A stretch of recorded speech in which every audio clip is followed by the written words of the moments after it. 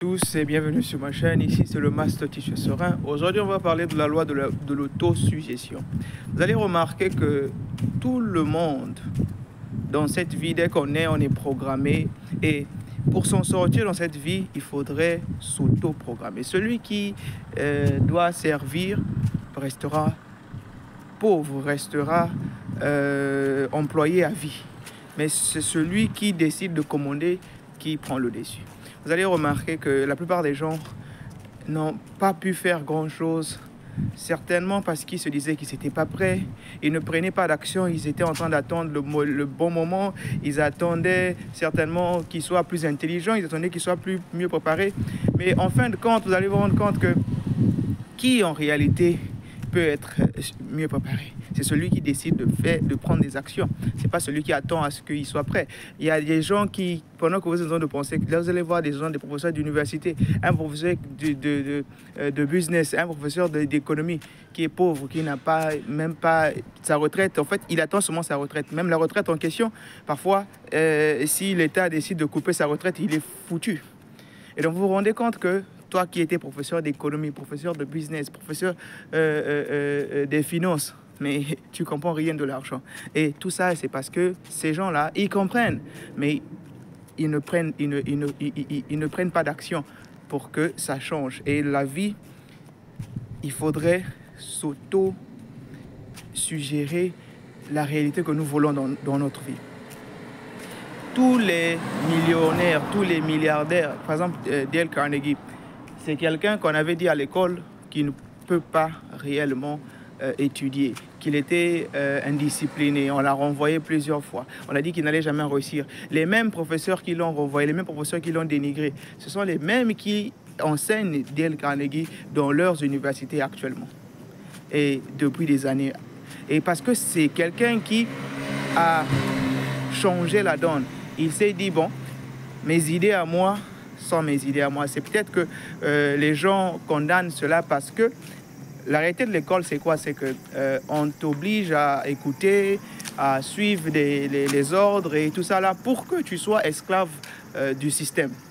Et donc, vous allez remarquer que tous ceux qui vont à l'école, qui se disent être intelligents, c'est les gens en réalité qui sont devenus comme des marionnettes. Parce qu'ils n'arrivent pas en réalité à créer des systèmes. Le système est là. Quand tu viens à l'école, on te montre leur système, on te programme à ce que tu sois leur travailleur à vie. C'est-à-dire que tu vas à l'école, tu étudies, après avoir étudié, tu vas travailler pour quelqu'un, pour les idées de quelqu'un. Vous imaginez que par exemple, une compagnie peut valoir des milliards, mais toi, on ne te paye même pas 1% de ce que vaut la compagnie. N'est-ce pas? Parce que c'est ça ta valeur. Et tu vas travailler comme ça pendant toute ta vie. Ça, c'est la prison, c'est l'esclavagisme en réalité. Mais on te fait penser que c'est ça, en fait, le vrai moyen. C'est ça, réussir dans la vie. Et après, tu vas dans la retraite. La retraite aussi, c'est comme l'emprisonnement. Mais en réalité, tu dois arriver à un niveau où tu peux commencer à servir, oui, mais après, tu dois commander ton esprit, ton âme, ton corps à te servir, ben non, toi, pour que tes idées puissent te servir toi-même.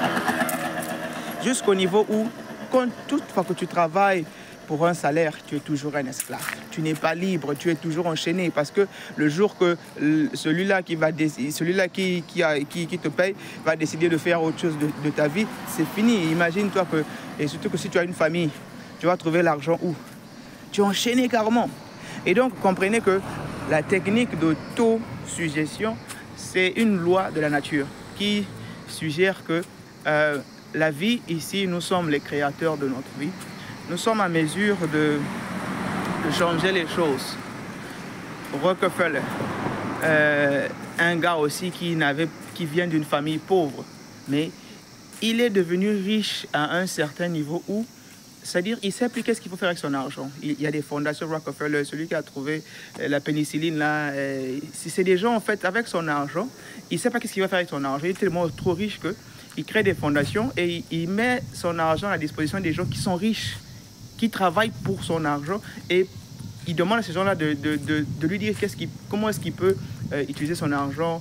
Et ce qui est bien, c'est parce qu'il fait des dons, il crée... En fait, vous allez voir l'histoire de de Rockefeller, mais il était pauvre avant.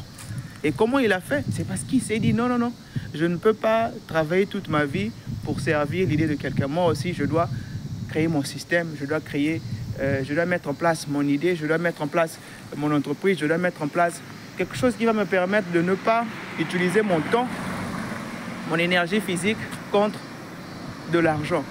Vous avez un riche qui est superbement riche, un riche qui est superbement riche, un riche qui est superbement riche.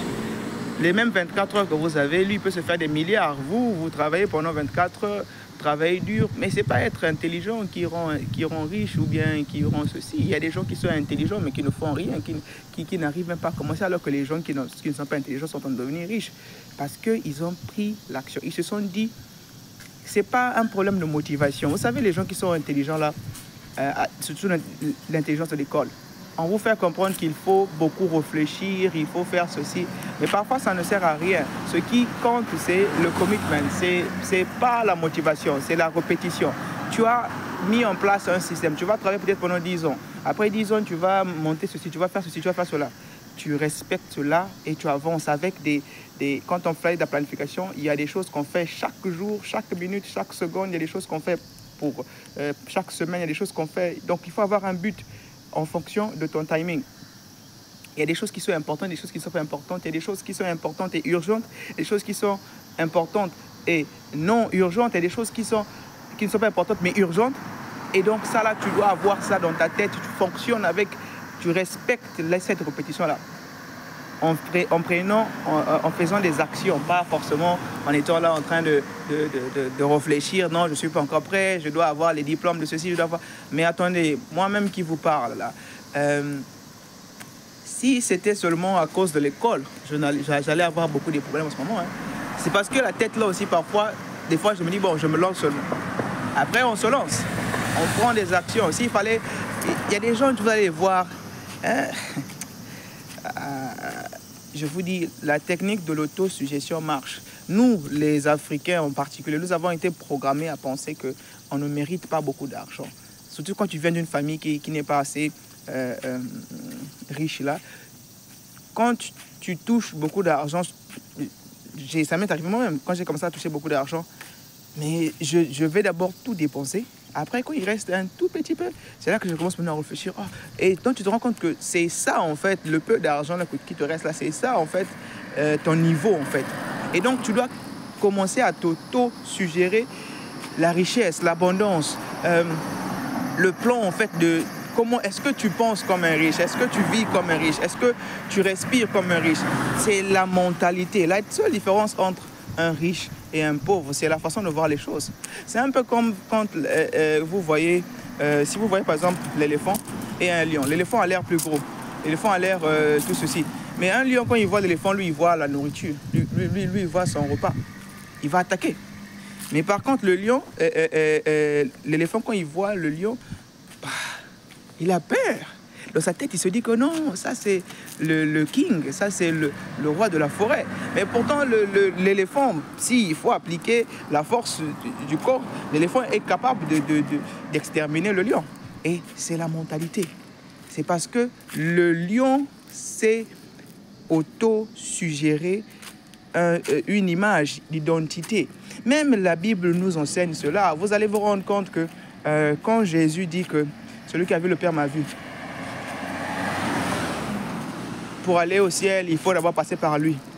C'est parce qu'il sait que le Père se trouve en lui. Et si le Père se trouve en lui, et celui qui a vu le Père l'a vu, ça veut dire qu'il est le Père. C'est l'identité, c'est ça en fait.